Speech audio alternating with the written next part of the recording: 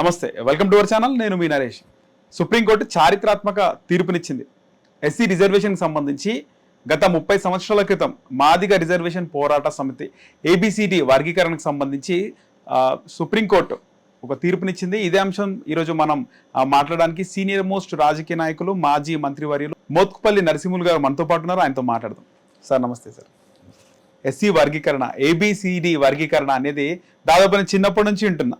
అప్పట్లో బాగా కూడా దీనికి సంబంధించినటువంటి ఫ్లెక్స్లు ఇవన్నీ కూడా చూడడం, అసలు ఏబిసిడి వర్గీకరణ అంటే ఏంది, ఎస్సీలో ఏబిసిడి వర్గీకరణ ఎందుకని చాలా మందికి ఒక డౌట్ ఉండేది. సో తెలుసుకునే వాళ్ళు చాలా మంది ఉన్నారు.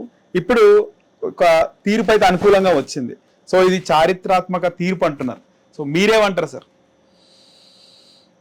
వాస్తవంగా ఈ తీర్పు ఒక చరిత్రాత్మకమే. ఈ తీర్పు వల్ల నష్టపోయినటువంటి ఈ 75 సంవత్సరాల స్వతంత్ర భారతదేశంలో రిజర్వేషన్ వచ్చినటువంటి పర్పస్, అంబేద్కర్ ఆశించినటువంటి ఆలోచన విధానం అమలయ్యేటువంటి ఆయన ఆలోచన మేరకు అమలు చేయటం అనేది జరగలేదు. వాస్తవంగా అంబేద్కర్ ఆలోచించిన విధానాన్ని ఏ ప్రభుత్వము అమలు చేయలేదు, ఏ ప్రభుత్వం కూడా పట్టించుకోలేదు. కానీ ఇలా రాజకీయ పార్టీలే చేయనటువంటి పని సుప్రీంకోర్టు చేసింది. కారణం ఏంటంటే ఇవన్నీ కులాలు తమ్ముడివి. 59 కులాలు ఉన్నాయి ఈ దళిత వర్గాల్లో.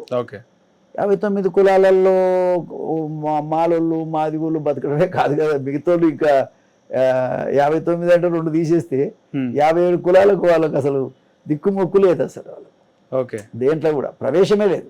ఒక మాట చెప్పాలంటే ఇది అన్యాయం కదా, ఇది అన్యాయం కదా. నువ్వు కూడా చెప్పాలి, అన్యాయమా కాదా? అన్యాయమే. అది అట్లా.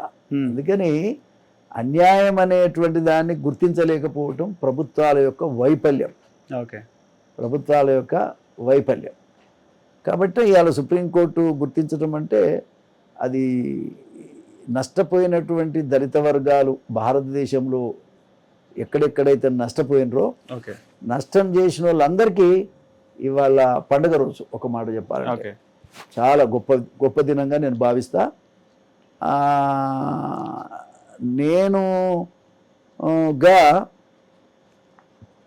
చాలా బాధ ఉండే వాస్తవంగా నాకు. ఏంటంటే ఇప్పుడు ఏ కులంలో అన్నా కానీ బతికిన వాళ్ళే బతుకుతారు తప్ప ఈ బతకనోడి పరిస్థితి ఏంటి?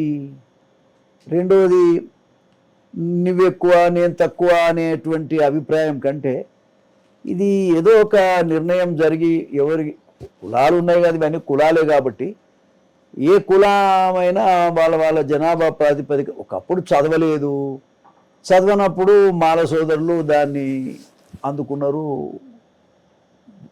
అనుభవిస్తున్నారు. దాన్ని తప్పు పట్టాల్సిన అవసరం లేదు. చదువుకొని ఇవాళ అన్ని కులాల్లో కూడా ఈవెన్ 59 కులాల్లో కూడా చదువుకున్నోడికి ఏదో ఒక సందర్భంగా వాళ్ళకు ఫలానా ఉద్యోగం దొరికిందన్నట్టు ఉండాలి కదా, చదవాలి కదా. కాబట్టి అందరికీ సమన్యాయం అనేటువంటి అంబేద్కర్ యొక్క ఆలోచన విధానం మరి అమలు జరగలేదు కదా. అమలు జరిగేటువంటి పరిస్థితి వాళ్ళు వచ్చింది కోర్టు వల్ల. ఇది అందరూ ఆహ్వానించదగ్గ విషయం. ఒకరి మీద ఒకరు అనుకోవటం కంటే ఎవరు భాగస్వామ్యం వాళ్ళకు. ఇప్పుడు నాది నీవు తినేది లేదు, నేను నీది తినేది లేదు. అవును సార్. కాబట్టి అందరూ సంతోషంగా దీన్ని రిసీవ్ చేసుకోవాలి. మాదిగలు కానీ 59 కులాలు కూడా రిసీవ్ చేసుకోవాలి. రాబోయే కాలంలో ఉమ్మడిగా మనం మన జాతులు జరుగుతున్న అన్యాయం మీద మనం పోరాటం చేయాలి. ఏదైనా నష్టం జరిగితే దాని మీద కూడా మనం అడగటానికి అవకాశం ఉంటుంది. ఆ లైన్లో అన్నదమ్ముల్లాగా ఫైట్ చేసుకోవాలి. అన్నదమ్ముల్లాగా మనం ఫైట్ చేసి మన జాతుల యొక్క అభ్యున్నతిని మనం కోరుకోవాలి, 2 కులాలు కూడా.